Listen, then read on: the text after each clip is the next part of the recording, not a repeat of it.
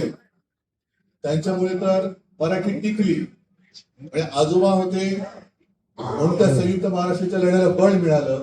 संयुक्त महाराष्ट्रामध्ये मुंबई महाराष्ट्राने मिळवली, त्याच्यात माझे आजोबा सहभागी होते. त्याच्यानंतर मुंबई ही महाराष्ट्राकडे राहिली पाहिजे, मराठी माणूस टिकला पाहिजे म्हणून शिवसेना प्रमुखांनी शिवसेना जन्माला दिली.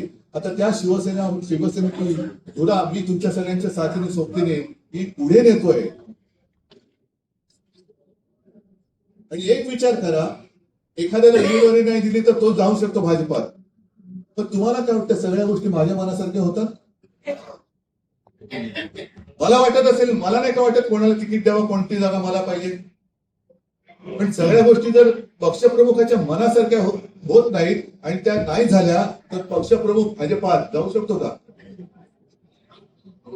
आज कोणाविरुद्ध आपण लढतो आहोत ते पहिलं लक्षात घ्या,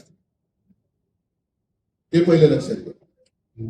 आणि त्यावेळेला जी तुम्हाला इतिहास सांगत होतो की मोरारजी देसाईंनी गोळीबार केला, त्याच्यामध्ये 107 जणांचं बलिदान झालं. 107 हे रेकॉर्डवरती आहे.